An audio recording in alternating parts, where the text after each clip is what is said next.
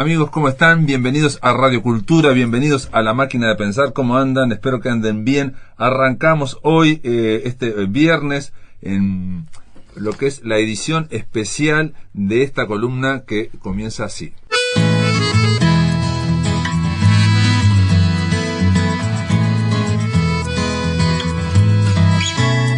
A las palabras las sopla el viento, así se cuentan todos los cuentos. Cuando te cuento lo que te cuento, a mis palabras las sopla el viento.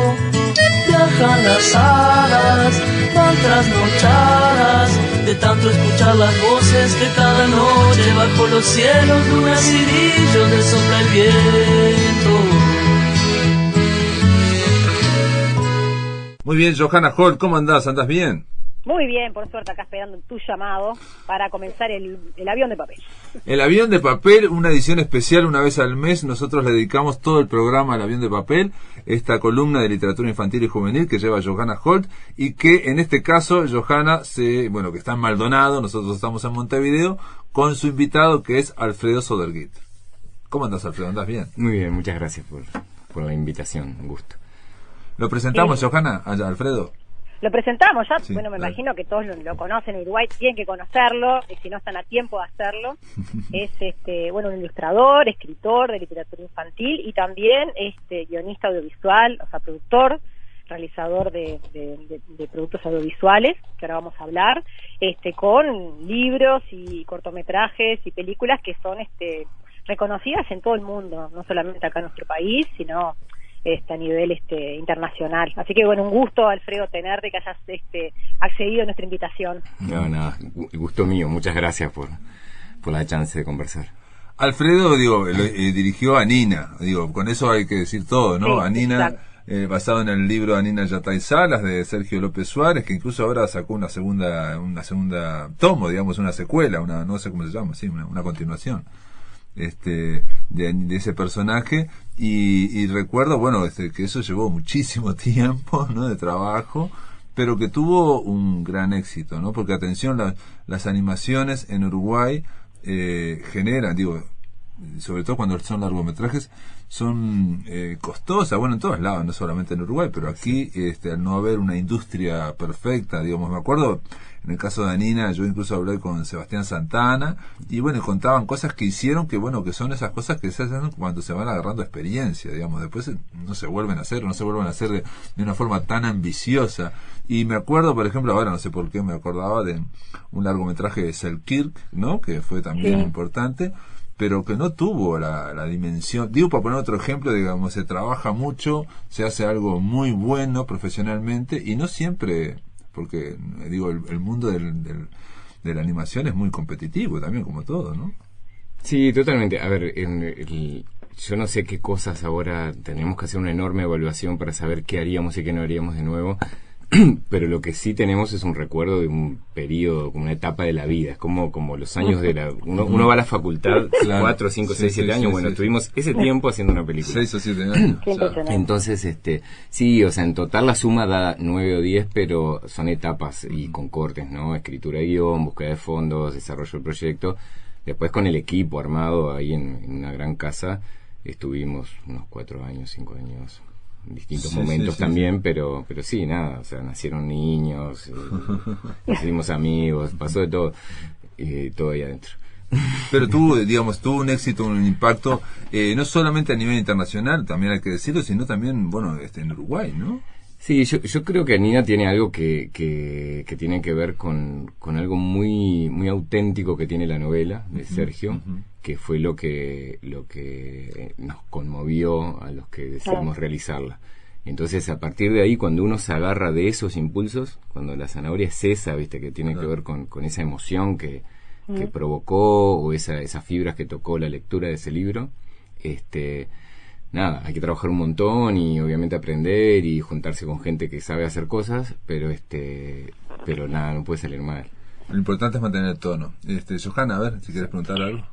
Sí, no, y aparte leyendo el proceso, ¿no?, de creación que involucró a Nina, Sergio López Suárez les dio rienda suelta a ustedes también, ¿no? Porque nos llevaba bombones. ¿No? Sí, les llevaba bombones y les decía, hagan lo que quieran. Claro, y él disfrutaba de estarlos viendo a ustedes, realizando todo esto, ¿no? Porque también, y algo que te preguntabas, ¿no? Porque en esto de la construcción que va desde un guión narrativo, ¿no? Que es el libro, cómo pasarlo a animación y a su vez meterte en el rol, en el personaje de Anina y los demás, cómo, una pregunta que te hiciste, ¿no? Cómo representar mi mirada de los ojos, o sea, meterte dentro de Anina, meterte dentro de sus amigas, dentro de la maestra, la directora, ¿no?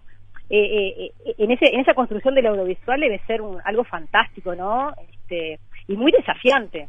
Bueno, en mi caso personal, ese punto de partida, o sea, el punto de partida es ese. O sea, que a partir de la lectura de la novela y tener que interpretarla para ilustrarla, rápidamente, o sea, a ver, la novela fue escrita en base a memorias de Sergio, o sea, no es una novela de memorias, pero fue construida en base a recuerdos o a experiencias, a cosas que le pasaron a Sergio en su época de maestro de escuela en Salto. Y hay personajes que están referidos, que él utilizó el recuerdo de algunas personas reales para construir algunos de los personajes a modo de homenaje o lo que sea, pero lo fue haciendo así. Y yo creo que ahí es donde Anina, la novela, en cada palabra transmite esa autenticidad, ¿no? Entonces, por lo menos a mí me pasó eso, que la leí como con mucho afecto desde el principio. Entonces, yo arranqué de ahí y fue uno de los desafíos, pero que resultó bastante fácil, en verdad, por el entusiasmo que hubo alrededor. Pero uno de los desafíos era lograr que un equipo chico y que no tenía experiencia haciendo un largometraje de este tipo se parara en el mismo lugar, o sea, que la hiciera desde el mismo lugar. Y creo que finalmente fue lo que pasó, y eso fue lo que hizo que la película sea como es y que emocione como emociona, porque realmente cada persona que hizo algo ahí lo estaba disfrutando desde ese mismo punto de vista. Estaba recordando su niñez, trabajando con emoción, reconociendo el personaje. Y eso fue algo maravilloso para nosotros también. Claro, los lugares son cercanos, es la escuela, es lo que nos pasa, ¿no? Johanna es maestra, se nota. Claro. Y la tía también. Sí, hoy hablábamos que le mandábamos unos saludos y mi tía resultó ser maestra de quinto y sexto de Alfredo, así que de Rocha. Increíble. Bueno, Verónica fue mi maestra cuando yo tenía la edad de Anina. Mira vos. No, mira qué bien. Entonces, mucho que ver. Claro, porque también uno lleva todo eso, ¿no? A la mesa y a ponerlo, ¿no? Después a una puesta en escena. Y me imagino después el tema de los actores, yo pensaba, las voces, ¿no? Qué fundamental es la voz en la animación, ¿no? Bueno, eso fue un proceso súper importante en el que también hicimos algo que hicimos varias veces durante el proceso de Anina, que fue como saltearnos los dogmas, ¿no? Como estamos en estos momentos que son como de construcción de algo que no se hace mucho en algún país o en una región. Viajamos a festivales, a eventos y recibís muchos consejos, ¿no? Que muchos están buenísimos y muchos de repente vienen por el lado más como de ciertas fórmulas que se aprenden en determinadas escuelas o cómo lo hacen determinadas empresas o determinados países. Entonces, en un momento nos decían, no, Anina tiene que ser en español neutro para que sea un bombazo en toda Latinoamérica. Y entonces dijimos, bueno, no, justamente lo contrario. Anina tiene que ser en uruguayo para que sea un bombazo en toda Latinoamérica. Y porque va a quedar absurda si no. No va a quedar bien. Digo, representa un lugar y los que la escuchen la tienen que escuchar hablar así. Y otra, por ejemplo, fue las voces de niños y niñas en películas animadas las suelen hacer actrices, mujeres que pueden impostar una voz infantil. De repente es más fácil que un hombre, pero que tienen la experiencia, son adultas con experiencia, ¿no? Entonces es fácil trabajar el personaje, buscarlo de una forma más profesional. Bueno, hicimos un casting como de 70 actrices y conseguimos a la madre, a las maestras, la directora la elegimos directamente, que fue Cristina Morán, pero apareció, bueno, María Mendide, que estaba obviamente en un top de selección, y no, ninguna le pegó a la voz de niño, o sea, lo hacían bien, obvio, pero era como parecía una caricatura. Entonces, más allá de que la película tiene un diseño caricaturesco, por decirlo de una forma, son cabezones los personajes, todo de brazos chiquitos, piernas chiquitas, son como muñecas de trapo, eso fue lo que quisimos hacer como referencia, pero el contexto y lo que sucede es muy costumbrista. Entonces, dijimos, bueno, no, vamos a trabajar con niños. Y ahí en un momento justamente ya habíamos elegido a María como voz de la madre de Anina, y le dijimos, mira, estamos buscando este perfil, ¿no? Que a mí me gustaría una voz medio como ronquita, cascadita, así, y que una niña como un poco fantasiosa, viste, que sea como sensible. Y María me escuchaba y dice, mi hija. Y yo dije, No. y yo pensé, ¿en qué problema me metí? Porque ahora no le voy a poder decir que no, y no sé qué. Claro. Bueno, y ahí, bueno, pero nos presentó a Federica y era tal cual lo que yo le había dicho. Qué bárbaro. Y nada, buenísimo. Ahora Federica es una mujer que anda cantando por ahí Me sí, imagino, en el mundo, sí, sí. sí. Qué bárbaro. ¿Y cómo fue, digo, esto, de qué año estamos hablando? Pues yo te entrevisté todo, pero Estamos no recuerdo. hablando, el estreno de la película fue en 2013, el año que viene cumple 10 años el estreno. Ah, ya que se te ve. Algo vamos a pensar. Sí. Sí, yo lo he mostrado a niños en el IFE Maldonado, que hacemos exhibiciones, y es una película que atrae muchísimo, o sea, sigue estando vigente. Sí, porque es un poco también, la idea es un poco atemporal, ¿no? Uno miraba y entonces dice, bueno, esto cuando fue, de repente pasaba algún nombre, o la heladera, me acuerdo, me fijaba yo. Sí, entonces, ya digo, era no, vieja cuando sí, nací. exacto, sí, es una cuestión como atemporal, como en un pasado, ¿no? En un pasado En una de las funciones que hicimos con niños en Movie Center durante el estreno, que vinieron escolares, era buenísimo ver niños de túnica y moña en la sala llena y los personajes de túnica y moña en la pantalla, ¿no? Claro. Y yo estaba parado en el pasillo escuchando, como mirando las reacciones, y había uno, el típico grandote, medio rompecocos, que dice, esto es de la Era de Piedra. Esto de la Edad de Piedra. Y al lado estaban dando Los Cruz, que es una película que representa de la Edad de Piedra. Y nada, fue muy gracioso. Pero nada, después pasaban bombas, gritaban, aplaudían, yo qué sé. Sí, yo me acuerdo cuando fui, que digamos fue ese mes o 2 meses, no sé, puede haber sido un mes de estreno, que después te hice la entrevista.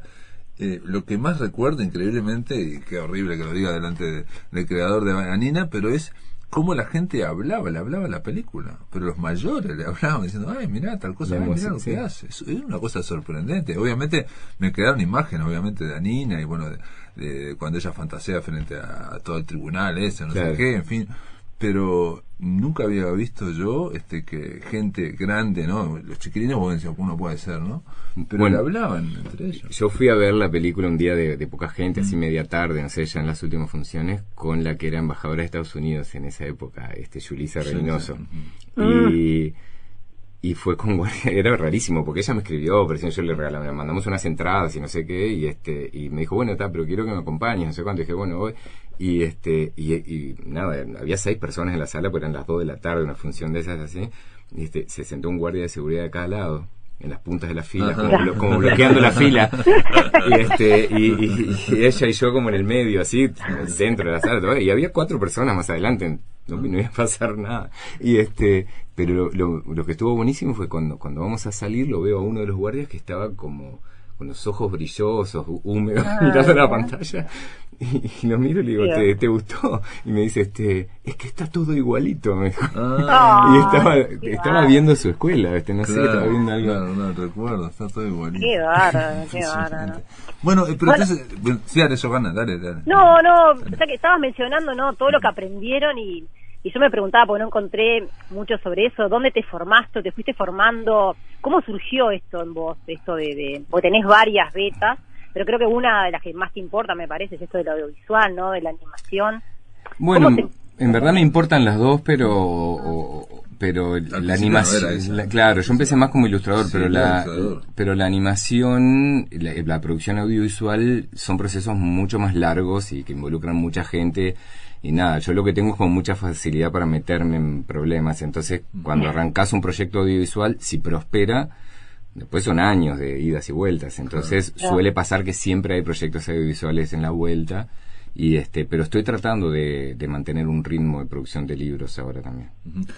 Yo te quería preguntar eso mismo, mirá, Johanna, te gané. Me ganaste, me leíste la mente. Porque realmente, por eso te preguntaba cuántos años había pasado de Anina, porque Alfredo Soderguit era básicamente un ilustrador muy exitoso de la literatura infantil y juvenil, ¿no? O sea, cuando decimos muy exitoso, muchos libros de Alfredo, ilustrados por vos, habían sacado premios, o era, digamos, en el top de, no sé, 5 de los ilustradores estaba siempre Soderguit. Y había otros, y no todos pasan al audiovisual, no todo el mundo pasa al audiovisual, o a veces hay determinadas intentos o cosas de cortos o cosas de animación pequeña se hacen, pero digamos como que no todos siguen ese lugar porque no hay una industria grande aquí y bueno, porque aparte tiene un gran trabajo también de conseguir fondos y de vincularse internacionalmente. Me acuerdo, por ejemplo, te cambio un poco la pregunta que te voy a hacer, era que no es lo mismo ser ilustrador, una vez con Sebastián Santana estábamos hablando aquí en La Máquina de Pensar, que por ejemplo dibujar para historietas. Y él me decía que un ilustrador, él dice que le decía a un historietista, a alguien que dibujaba cómics, y digo, ¿cómo haces para dibujar tantos cuadros, tantas viñetas y hacerlo tan bien para que parezca, ¿no? Esa cuestión que es la historieta, que es que la historieta se forma entre cuadro y cuadro, entre viñeta y viñeta, ¿no? Cuando hay una imaginación del lector. Y el dibujante de historieta le dijo, ¿y vos cómo hacés para hacer tanto detalle en una sola cosa? Claro. ¿No? En una sola ilustración, ¿cómo puede ser tanta narrativa con tanto detalle? Dice, yo no lo podría hacer. Entonces, ahí, en un caso, la ilustración es algo como una foto, por decir algo, que genera muchísima información, con mucho, digamos, está toda la narrativa. Y en el otro es algo que va pasando, digamos, y pienso yo que el cómic está más cerca de la animación, ¿o no? Todo se une en algún momento también, o sea, hay como un gran abanico, o sea, sí perfectamente lo podemos definir así como lo que dijiste, está bárbaro. Pero también podemos encontrar algunas historietas donde cada ilustración transmite un montón duda, y son de lectura más lenta, y o sea, ahí como de todo, y lo mismo en la ilustración, claro, la tendencia es a que, claro, si vos haces, si vos capturas un fotograma de una película, que sería algo más al extremo de lo secuencial, tal vez dirá algo, tal vez no, porque es más parecido al cómic, claro, es más parecido al cómic. Exacto. Al cómic, digamos, está más lejos aún, porque necesitas el tiempo, necesitas que pasen muchos fotogramas para que suceda algo que es significativo, porque entra en juego la acción. Y bueno, sí. Porque ¿cuántos fotogramas? Más son o menos 24, 24 en cine, 25 en televisión, claro. o a veces 30, 29, 97 en televisión digital. Pero sí, igual, para mí las cosas más esenciales conviven.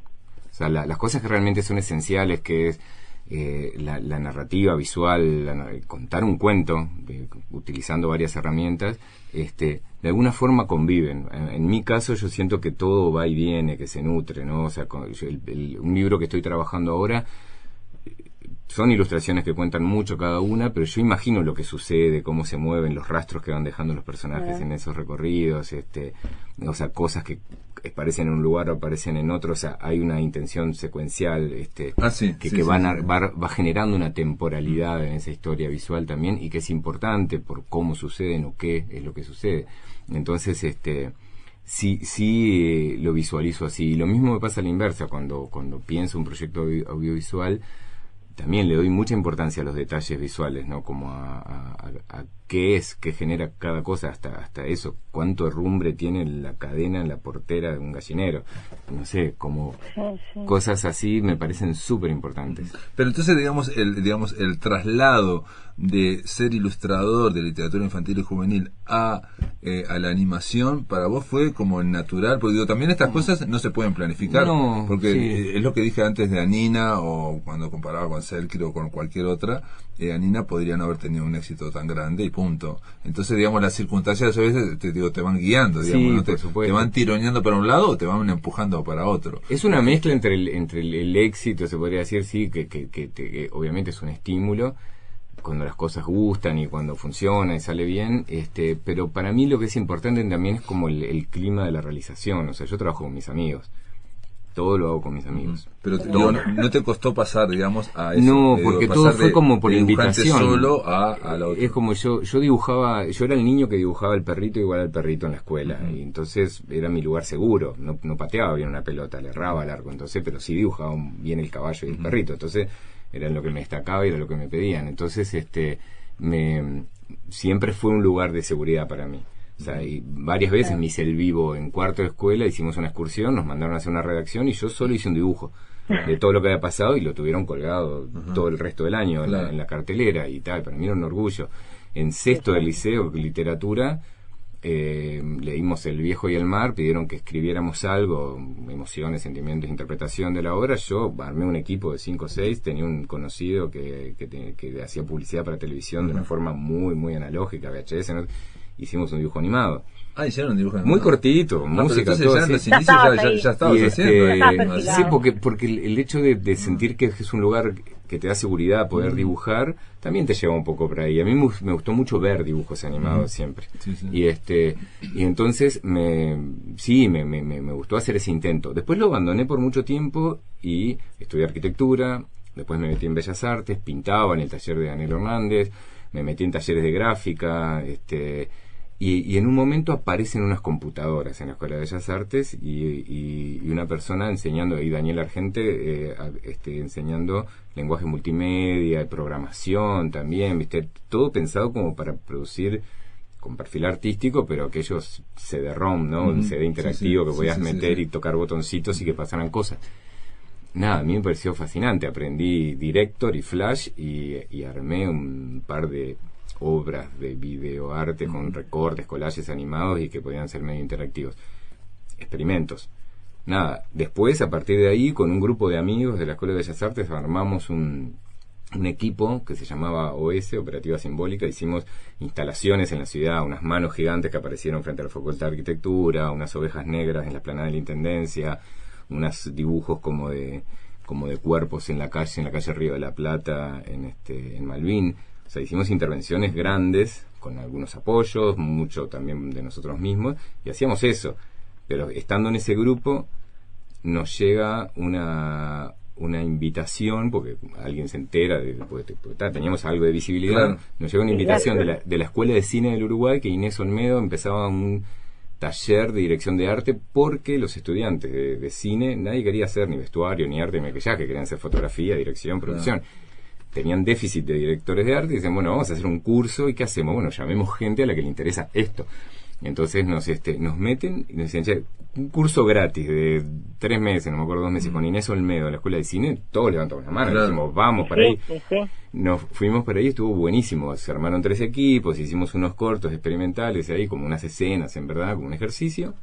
Y era una trampa, en verdad, porque a fin de año Inés agarró eligió, macheó más o menos, hizo como el Tinder de los directores de arte y de cine. Dijo, a ver, vos con vos, y ahí le dijo a Germán Tejera, vos llamalo a Alfredo, para que haga la dirección de arte de tu corto de egreso. Me llamó Germán y me pareció un tipo macanudo, inteligente, buena onda, y dije, bueno, dale, lo hago. Claro. O sea, no existía el dinero ahí, no era todo ganas de hacer. Entonces hicimos un corto que se llama Gol, con Roberto Suárez y Marcel Queroleán. Buenísimo, una experiencia para mí alucinante el rodaje. Y ahí está, y también por eso. Sí, yo era el director de arte, entonces trabajé en ese momento con Santiago Paulos y Nicolás Garrido. Creo que ese fue solo con Nico, que es fotógrafo ahora. Y después hicimos otro, ya no era corto de egreso, ya como una producción un poco más grande, que se llama Matrioshka, con César Troncoso, en unas oficinas abandonadas de AFE. Después hicimos El hombre muerto, una interpretación del cuento de Quiroga, pero en los cañaverales de Bella Unión en vez de un bananal, con Roberto Suárez haciendo El hombre muerto. Y también experiencias, todas eran viajes, o sea, la experiencia del rodaje con amigos, haciendo estas cosas, o sea, pasarte 2 semanas filmando en el medio de un cañaveral, incendiar media hectárea de caña para hacer una escena. Esas cosas son experiencias. Quiero hacer esto, ¿viste? No, claro, pero ahí también no me quiero ir de acá. Ahí también está el trabajo grupal, digamos, exacto, ¿no? Colectivo, que aparece una especie de adrenalina que va fluyendo cuando está todo bien armónico, ¿no? Cuando hay armonía, digamos, ¿no? Sí, todo el mundo con ganas de hacer lo mismo y llevándonos bien. Y después Raindog Cine, que es la productora que surge a partir de ahí, que son Germán Tejera y Julián Goyoaga, son los productores de Anina en Uruguay.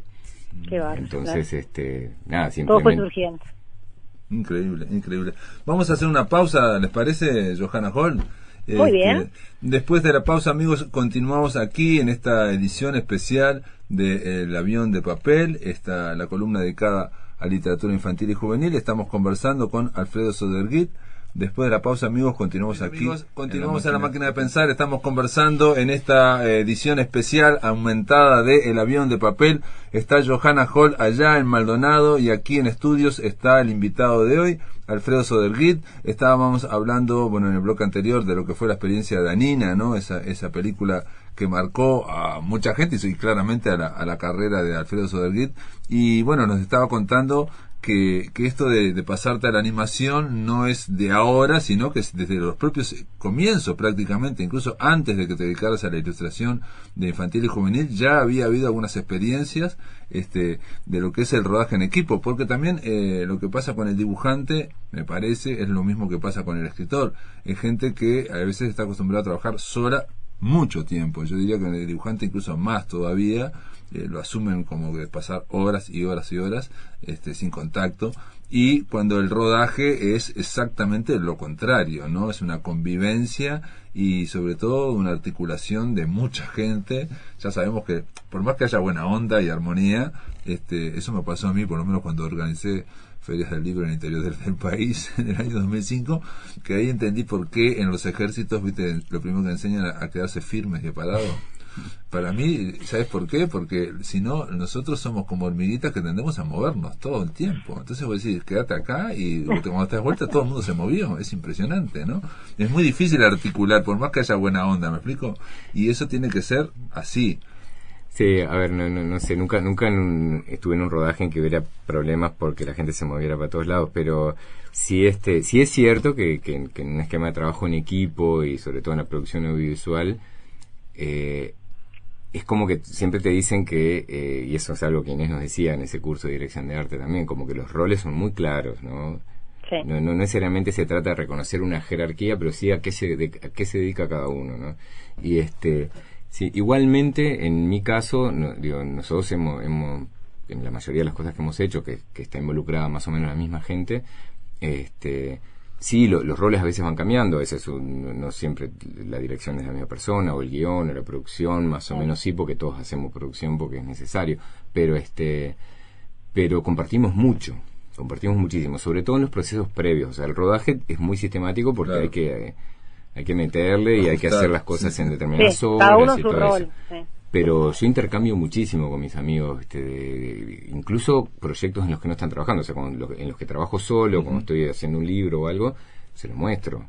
Alejo Schettini, Claudia Precioso, Sebastián Santana, Germán Tejera, lo ven y me tiran comentarios. Y Germán manda los guiones en 2 o 3 versiones, o sea, cada tanto, y los leemos y los guiones de otros proyectos, sí, claro, sí, nosotros, claro. A mí eso me enriqueció un montón, o sea, es algo de lo que me acostumbré también, ¿viste? Como a confiar mucho y animarme a mostrar los proyectos en proceso. De hecho, en el caso de, por ejemplo, Los Carpinchos, que es el último libro que salió y que ya tiene un par de años, que fue con Ediciones Secaré, el proceso de edición fue muy cortito porque el libro estaba bastante cerrado y había poca cosa como para revisar, pero fue tan bueno y me sentí tan a gusto con el equipo de la editorial, que el siguiente libro, el que estamos haciendo ahora, se los propuse hace más de un año y bastante crudo, y les dije explícitamente, esto se lo muestro así, la idea es esta es la atmósfera, esta es la intención, hacia allá quiero ir, pero quiero que me acompañen y que me vayan dando sus opiniones. Hicimos un verdadero proceso editorial, ¿no? ¿Cómo se llama la editorial? Ecaré.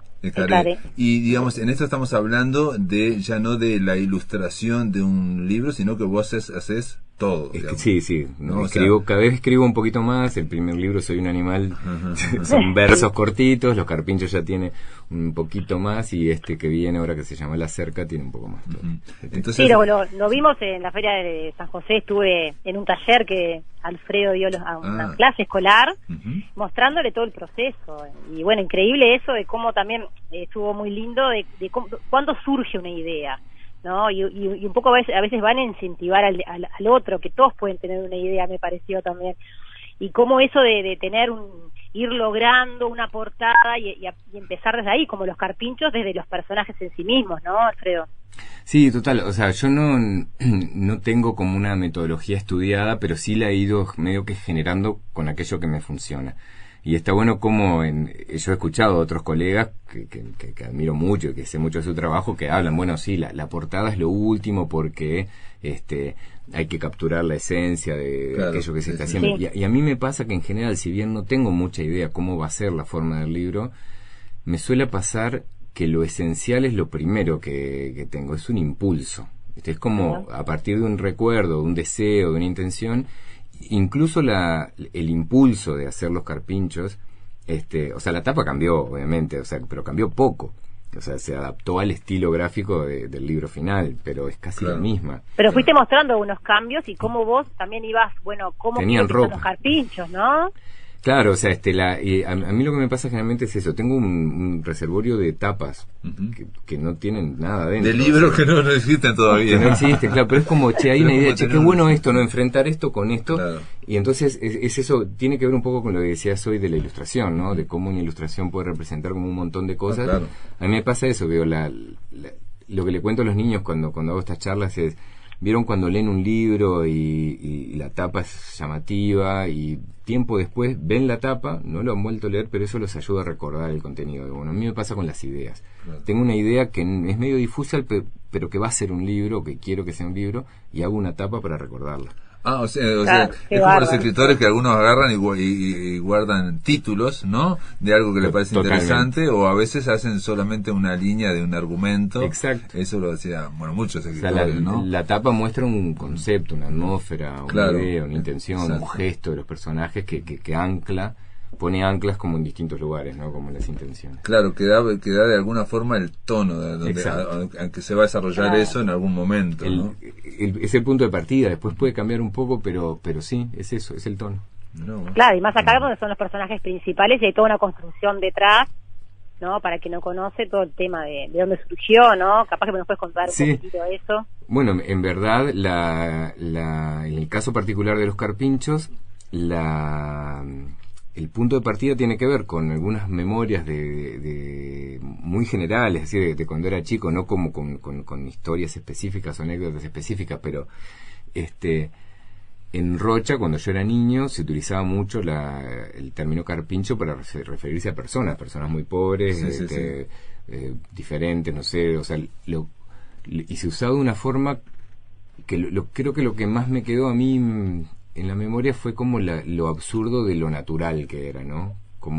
Porque yo era un niño que estaba como Pero en perdón, muchos se lugares. usa en el sentido, digamos, un poco de Peyorativo, sí, está, sí. perfecto. Claro. Sí, pero lo es, pero viste cuando esas cosas son así, pero son solapadas, viste, Sí, como sí, que... ajá.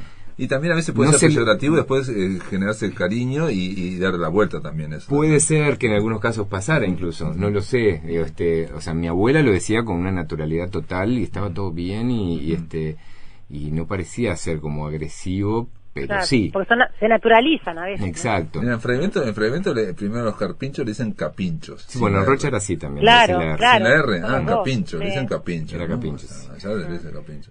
Y me acuerdo de alguien que le decían la capincha porque el hermano le decían capincho.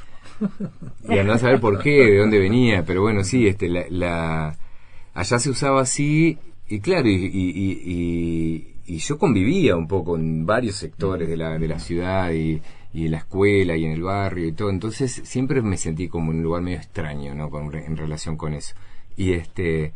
Y siempre fue como un tema, ¿no? Como esas barreras, esas barreras invisibles pero que existen, que aparecen a partir de esas etiquetas y todo eso, Claro. cómo funcionan, ¿no? A nivel social. Que es un tema que siempre me resultó como bastante intrincado e interesante.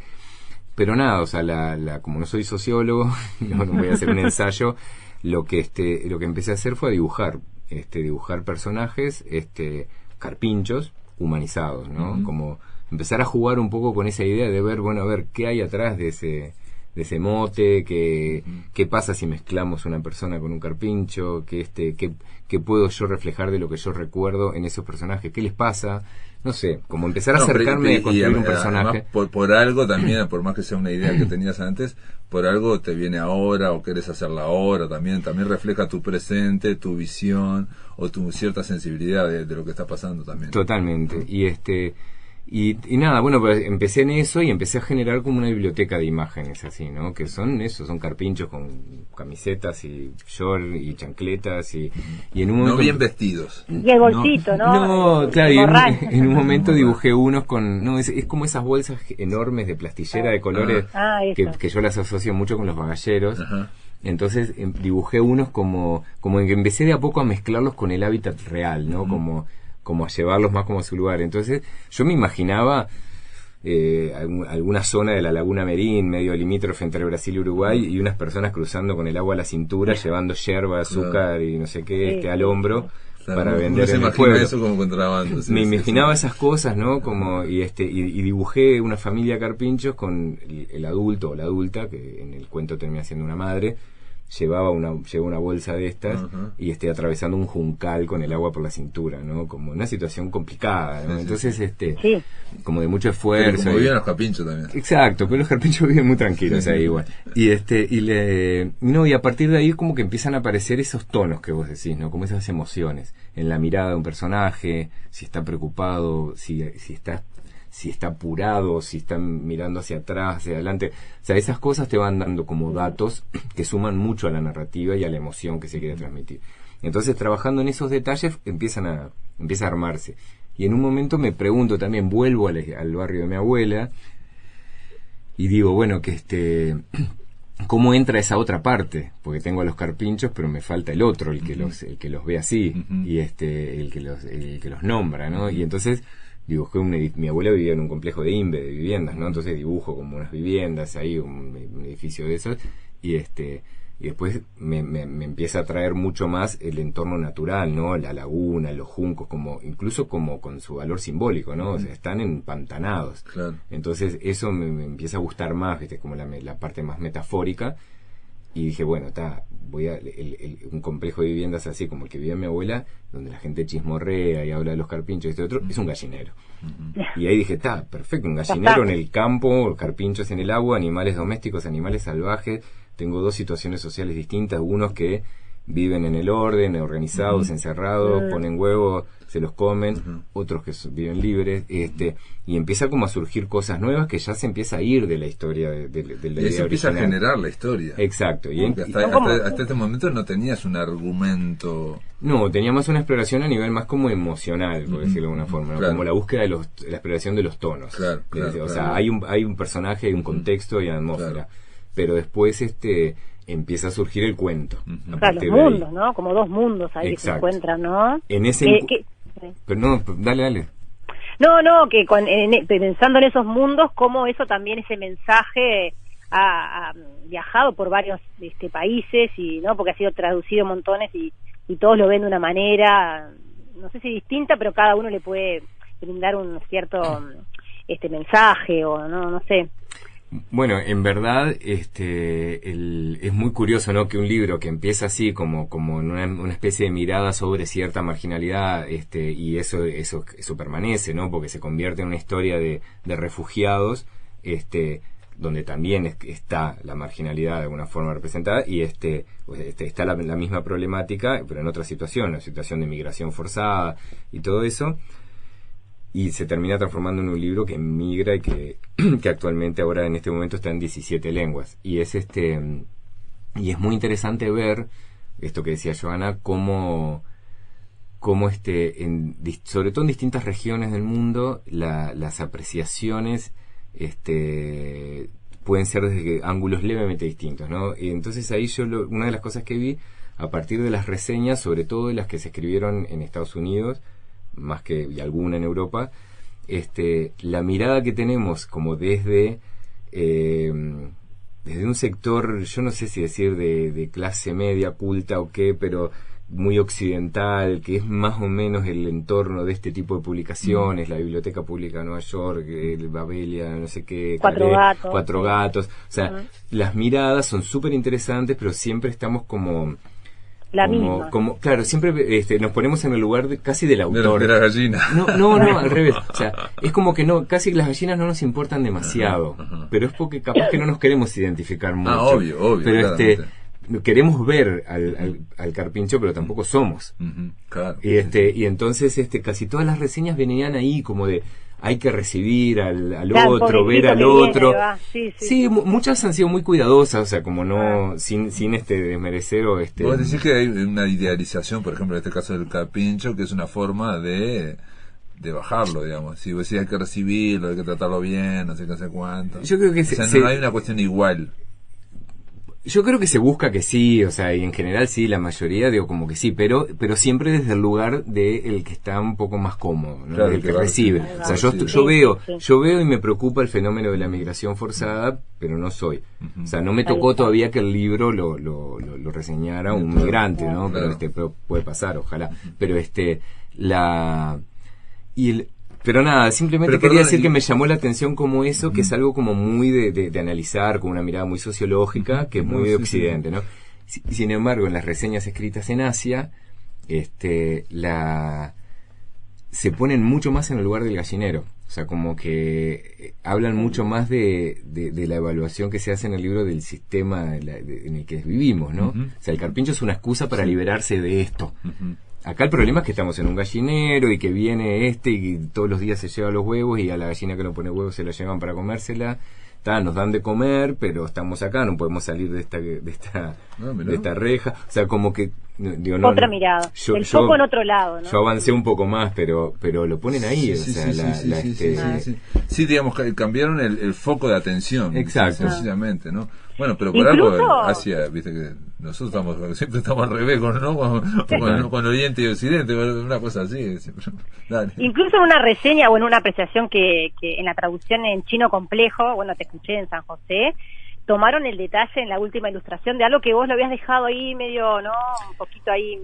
Claro, pues es parte de esas cosas que, como dice Pablo, que dan como tonos, ¿viste? Como dentro de una como si fuera un tema musical, ¿viste? Como un detalle tonal ahí, y que logra algo. O sea, vos te referís a la última ilustración, aves, donde sí. se encuentran ya los grupos de animales y aparecen las ovejas también, y hay como un nuevo encuentro que parece prometer un nuevo inicio, una nueva historia.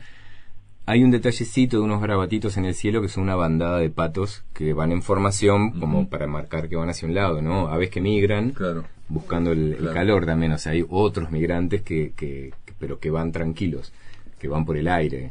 Y alguien lo notó en China. ¿Alguien apuntó eso? Claro, son detalles que no son inocentes, no son casuales, pero que tampoco, que están puestos ahí como es parte de tu política, digamos, de llenar de detalles, de poner, de darle significación. Claro, me interesa mucho más el foco de la escena, que es el encuentro con estos nuevos animales, Claro. y eso es una línea extra que hay por ahí sonando. Y el traductor de chino complejo cerró la reseña diciendo: hay libertad en el cielo, ¿no? Como que habla de la oportunidad de salir, de cambiar y no sé qué, y la última frase es: hay libertad en el cielo. Y yo lo amé.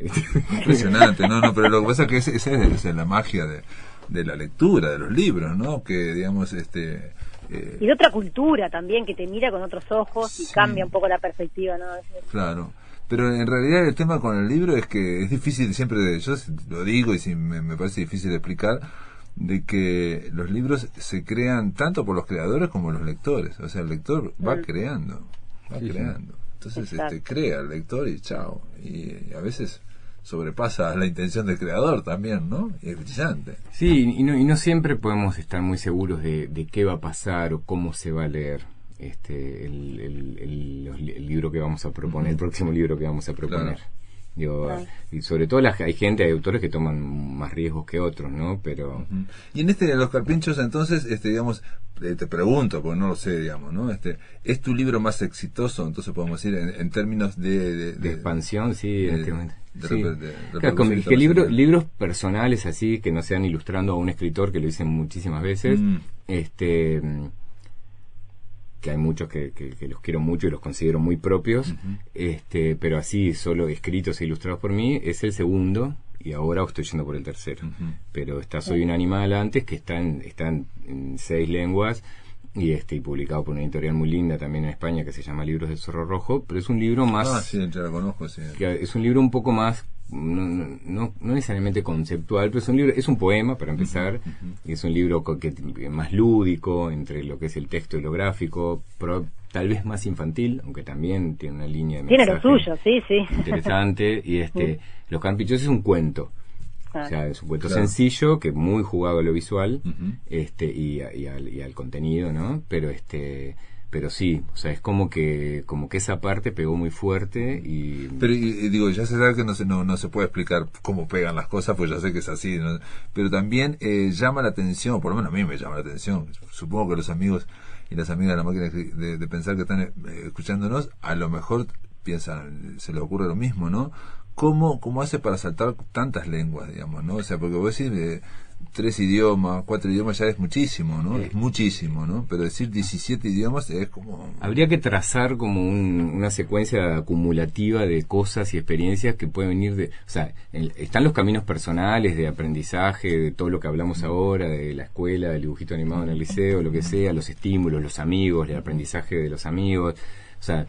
todo lo que hace que uno vaya construyendo y manteniendo un entusiasmo. Un estilo personal también, generas un estilo. Y sobre todo, yo no soy tan fan como del estilo como representación de la voz propia, que se dice mucho en el mundo de la ilustración. Yo cambio bastante de estilo, pero el estilo gráfico. Sí. Igual me pongo más grande y cada vez me salen más parecidas las cosas, ¿no? Pero nunca fui muy afín a sostener un estilo como sello distintivo. Sí, tipo Kino. Exacto, que hay muchos ilustradores geniales que sí lo hacen.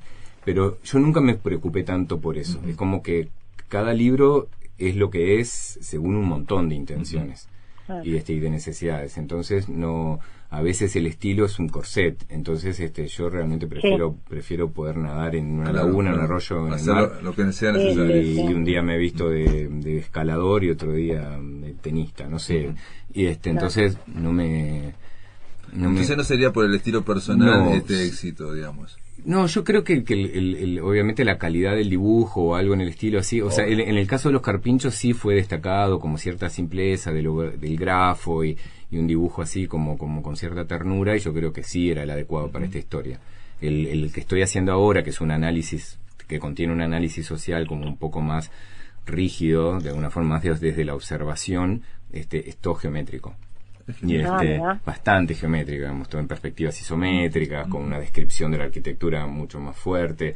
Entonces es importante porque me interesa que sea analítico. Entonces, por eso, ese tipo de cambios puede tener. Yo lo que te decía es que se podría, por un lado se podrían evaluar un poco toda la acumulación de intereses, intenciones y cosas aprendidas que un artista puede tener, ¿no? Por otro lado están como los recorridos que